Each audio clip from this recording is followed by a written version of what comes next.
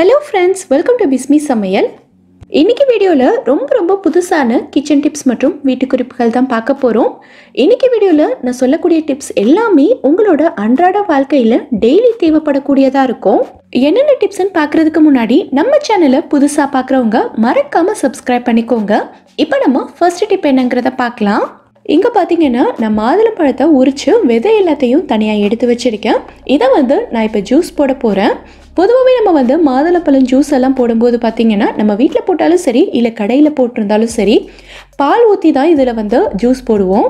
ஆனால் நிறைய பேருக்கு பார்த்தீங்கன்னா இதில் பால் ஊற்றி ஜூஸ் போடுறது அந்தளவுக்கு பிடிக்காது.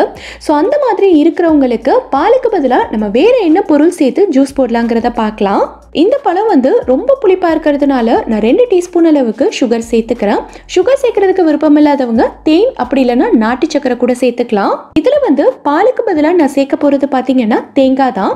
கொஞ்சமாக நான் தேங்காய் எடுத்து குட்டி குட்டி பீசஸாக கட் பண்ணி வச்சுருக்கேன். உங்ககிட்ட தேங்காய் பூ இருந்ததுன்னா நீங்கள் அதுவே கூட சேர்த்துக்கலாம்.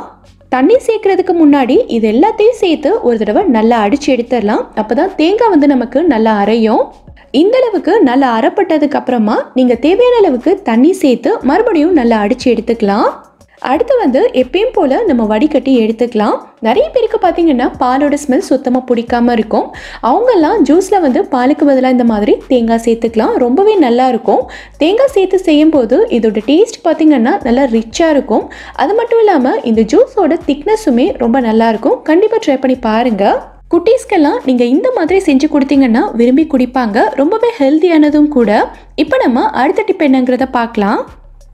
நம்மள நிறைய பேருக்கு பார்த்தீங்கன்னா ரொம்ப நாளாக தூள் உப்பை யூஸ் பண்ணிட்டு இருந்துட்டு டக்குனு நம்ம கல் உப்புக்கு மாறும்போது உப்போட அளவு நமக்கு தெரியாமல் இருக்கும்.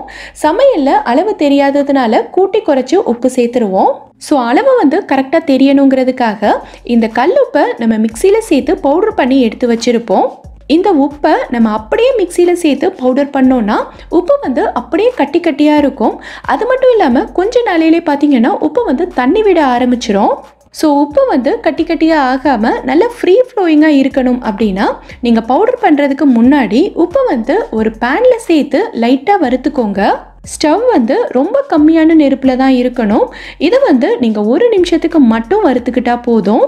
இந்த உப்பு நீங்கள் கையில் தொட்டு பார்த்தீங்கன்னா லைட்டாக வெது வெதுப்பாக இருக்கணும். ஸோ இந்த டைமில் நம்ம ஸ்டவ் ஆஃப் பண்ணிக்கலாம். இப்போது இதை ஒரு சின்ன மிக்ஸி ஜாரில் சேர்த்துட்டு நல்லா பவுடர் பண்ணி எடுத்துக்கலாம். இப்போ பார்த்தீங்கன்னா இந்த அளவுக்கு இருக்குது. இந்த உப்பு உங்களுக்கு கட்டி கட்டியாக ஆகாது. நல்ல ஃப்ரீ ஃப்ளோயிங்காக இருக்கும். அது மட்டும் இல்லாமல் இது உங்களுக்கு ரொம்ப நாளைக்கு தண்ணி விடாமல் அப்படியே இருக்கும். இதில் நமக்கு இன்னொரு பெனிஃபிட்டும் இருக்குது. கல்லுப்பு மிக்சியில் சேர்த்து பவுடர் பண்ணதுனால இந்த ஜாரோட பிளேடு பார்த்தீங்கன்னா நல்ல ஷார்ப்பாக இருக்கும். ஸோ இந்த மாதிரி நம்ம ஒரு 15 நாளைக்கு ஒரு தடவை செஞ்சு வச்சுக்கிட்டோன்னா மிக்சி ஜாரோட பிளேடும் நமக்கு ஷார்ப்பாக இருக்கும். தோலுப்பும் கிடைச்ச மாதிரி ஆயிடுச்சு. இந்த டிப் உங்களுக்கு யூஸ்ஃபுல்லாக இருந்துச்சுன்னா வீடியோவுக்கு ஒரு லைக் கொடுங்க. இப்போ நம்ம அடுத்த டிப் என்னங்கிறத பார்க்கலாம். நம்ம எல்லாருமே குழம்பு வைக்கும்போது பார்த்தீங்கன்னா தக்காளியை குட்டி குட்டியாக கட் பண்ணி தான் சேர்ப்போம். தக்காளி நல்லா வெந்து தோலெல்லாம் பிரிஞ்சு வந்தால் தான் குழம்புல நல்ல டேஸ்ட் இருக்கும். அது மட்டும் இல்லாமல் குழம்புக்கும் நல்ல திக்னஸ் கிடைக்கும். ஆனால் இப்போ வர்ற தக்காளி எல்லாம் பார்த்தீங்கன்னா சரியாகவே வதங்க மாட்டேங்குது.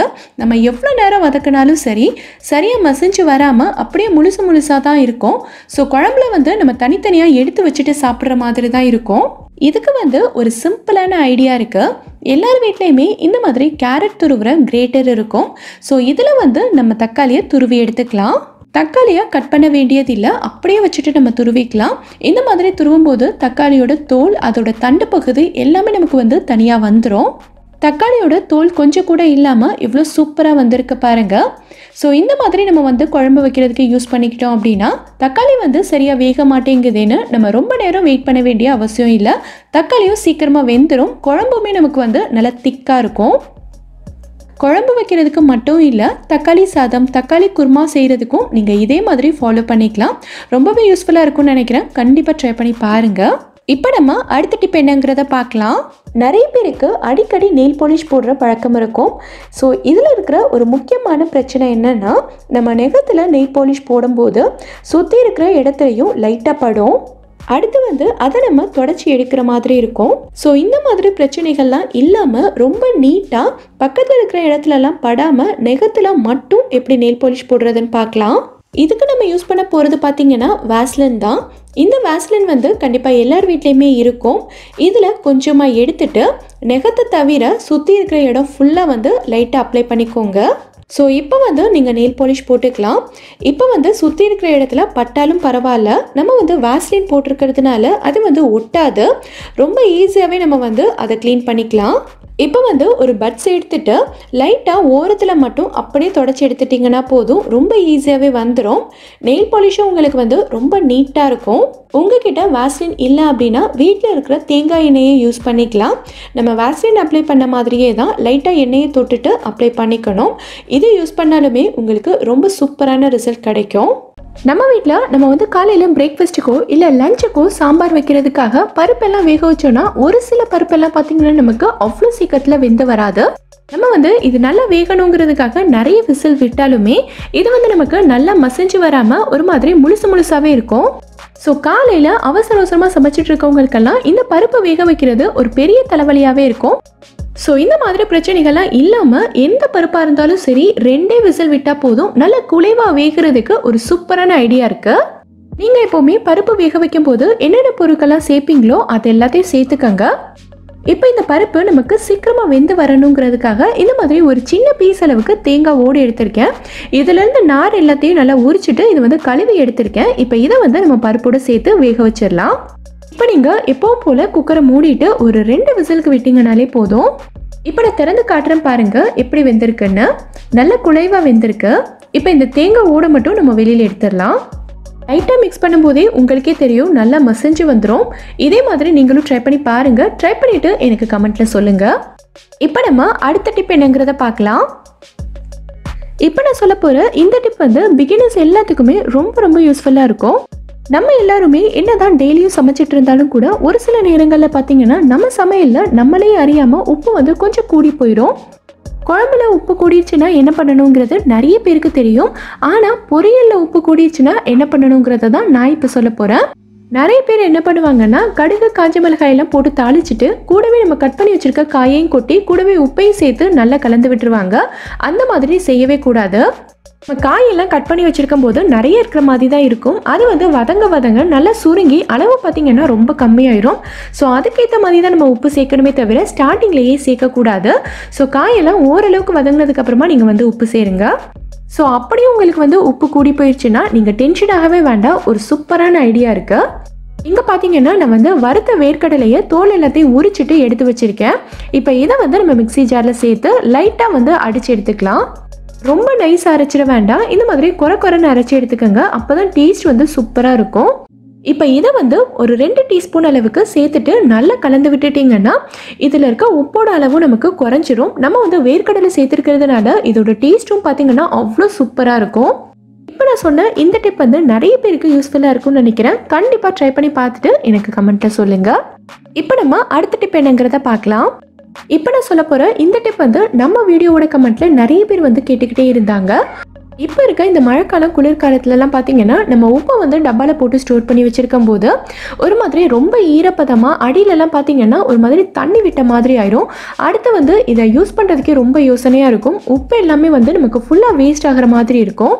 ஸோ இந்த மாதிரி பிரச்சனைகள்லாம் இல்லாமல் உப்பு வந்து நிறைய நாளைக்கு நல்லா ஃப்ரெஷ்ஷாக எப்படி ஸ்டோர் பண்ணி வைக்கிறதுன்னு பார்க்கலாம். உப்பை கொட்டி வைக்கிறதுக்கு நீங்கள் பிளாஸ்டிக் டப்பா யூஸ் பண்ணவே கூடாது.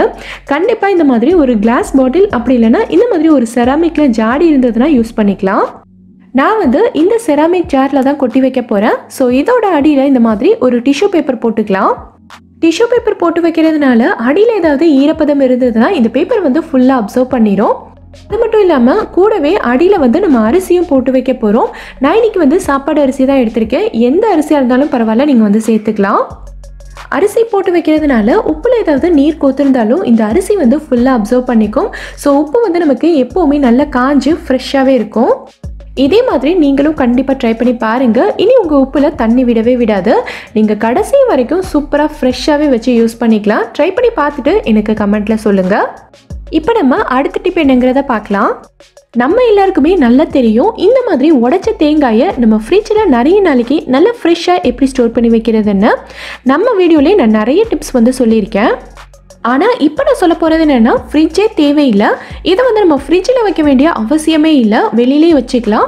வெளியிலேயே வச்சு குறைஞ்சது 1 வாரம் வரைக்கும் எந்த பிரச்சனையும் இல்லாமல் நல்லா ஃப்ரெஷ்ஷாக வச்சு யூஸ் பண்ணிக்கலாம். எப்படிங்கிறத பார்க்கலாம். இந்த மாதிரி ஒரு பாத்திரம் எடுத்துக்கோங்க. பாத்திரத்தோட சைஸ் வந்து தேங்காவோட சைஸை விட நல்ல பெருசாக இருக்கணும். இப்போ இந்த தேங்காயை நம்ம உள்ளே வச்சுட்டு இந்த தேங்காய் மூழ்கிற அளவுக்கு நம்ம வந்து தண்ணி சேர்த்துக்கலாம். கண்டிப்பாக தேங்காய் வந்து ஃபுல்லாக தண்ணியில் மூழ்கி இருக்கணும். அப்போ தான் தேங்காய் வந்து நமக்கு ரொம்ப நாளைக்கு ஃப்ரெஷ்ஷாக இருக்கும். இதை வந்து அப்படியே எடுத்து நீங்கள் கிச்சனில் ஏதாவது ஒரு நல்ல கூலிங்கான இடத்துல அப்படியே வச்சுருங்க. இதில் தூசியெல்லாம் விழாமல் இருக்கிறதுக்காக ஒரு மெல்லிசான துணி போட்டு இதை ஃபுல்லாக மூடி வச்சுருங்க. இதில் நம்ம கவனிக்க வேண்டிய இன்னொரு முக்கியமான விஷயம் என்னென்னா, இந்த தண்ணியை கண்டிப்பாக 12 மணி நேரத்துக்கு ஒரு தடவை மாற்றிக்கிட்டே இருக்கணும். தண்ணியை வந்து அப்படியே விட்டுறாதீங்க, அப்புறம் தேங்காய் ஃபுல்லாகவே அழுகிரும். தண்ணியை மாற்றிக்கிட்டே இருந்தால் தான் தேங்காய் வந்து நமக்கு ஃப்ரெஷ்ஷாகவே இருக்கும். இது உங்களில் நிறைய பேருக்கு ரொம்பவே யூஸ்ஃபுல்லாக இருக்கும்னு நினைக்கிறேன். இப்போ நம்ம அடுத்த டிப் என்னங்கிறத பார்க்கலாம். நம்ம எல்லாருமே ஃப்ரிட்ஜை வந்து என்னதான் அடிக்கடி நல்லா க்ளீன் பண்ணி நீட்டாக வச்சுருந்தாலும் ஒரு சில நேரங்களில் பார்த்திங்கன்னா நம்ம ஃப்ரிட்ஜில் நிறைய பொருட்கள் போட்டு ஸ்டோர் பண்ணி வைக்கும்போது அதுலேருந்து ஒரு மாதிரியான ஸ்மெல் வர ஆரம்பிச்சிடும். நம்ம ஒவ்வொரு தடவை ஃப்ரிட்ஜை திறந்து மூடும் போதுமே இந்த ஸ்மெல் வந்து இருக்கும். நம்ம ஃப்ரிட்ஜில் இருந்து ஏதாவது ஒரு பொருள் எடுத்தால் கூட அந்த பொருள்லையும் இந்த ஸ்மெல் இருக்கும். ஸோ அடுத்தடுத்து நம்ம யூஸ் பண்ணக்கூடிய பொருட்களை இந்த ஃப்ரிட்ஜில் ஸ்டோர் பண்ணுறதுக்கு மனசே வராது. ஸோ இந்த ஸ்மெல் எல்லாத்தையும் நம்ம டக்குன்னு இன்ஸ்டண்ட்டாக எப்படி ரிமூவ் பண்ணுறதுன்னு பார்க்கலாம். ஃப்ரிட்ஜில் இருக்க ஸ்மெல்லை ரிமூவ் பண்ணுறதுக்கு நமக்கு நிறைய மெத்தட் இருக்குது. எத்தனை மெத்தட் இருந்தாலும் இப்போ நான் சொல்லக்கூடியது வந்து ரொம்ப ரொம்ப சிம்பிளாகவும் ரொம்பவே எஃபெக்டிவாகவும் இருக்கும். நம்ம வீட்டில் இருக்க ஏதாவது ஒரு பேப்பர் எடுத்துக்கலாம். எழுதின பேப்பர் இல்லை எழுதாத பேப்பர் எதுவாக இருந்தாலும் ஓகே தான். நல்லா கசக்கிட்டு கொஞ்சமாக தண்ணி தெளித்து நல்லா நனைச்சிக்கோங்க. இந்த பேப்பரை வந்து நீங்கள் அப்படியே எடுத்து ஃப்ரிட்ஜில் வச்சாலும் ஓகே தான். நான் வந்து இந்த மாதிரி ஒரு சின்ன கிண்ணத்தில் வச்சுக்கிறேன். இதை வந்து நம்ம அப்படியே எடுத்துகிட்டு போய் ஃப்ரிட்ஜில் வச்சிடலாம். இது வந்து ஒரு 7லேருந்து 8 மணி நேரத்துக்கு ஃப்ரிட்ஜிலேயே இருக்கட்டும். அதுக்கப்புறமா நம்ம வந்து வெளியில் எடுத்துக்கலாம். இப்படி நம்ம செய்யும்போது ஃப்ரிட்ஜிலேருந்து வர பேட் ஸ்மெல் எதுவுமே நமக்கு சுத்தமாக வரவே வராது. கண்டிப்பாக ட்ரை பண்ணி பாருங்கள். இப்போ நான் சொல்ல போகிற இந்த டிப் வந்து உங்களில் நிறைய பேருக்கு ரொம்பவே யூஸ்ஃபுல்லாக இருக்கும்னு நினைக்கிறேன். நம்ம எல்லார் வீட்லேயுமே பொதுவாகவே இந்த மாதிரி ஒரு இட்லி பாத்திரம் இருக்கும். இட்லி மட்டும் இல்லை, இடியாப்பம் கூட இதில் நம்ம வேக வச்சுக்கலாம். இட்லி சுட்டு முடிச்சதுக்கு அப்புறமா இந்த பாத்திரத்தோட அடியில் பார்த்தீங்கன்னா ஒரு மாதிரி உப்பு கரை பிடிச்ச மாதிரி இருக்கும்.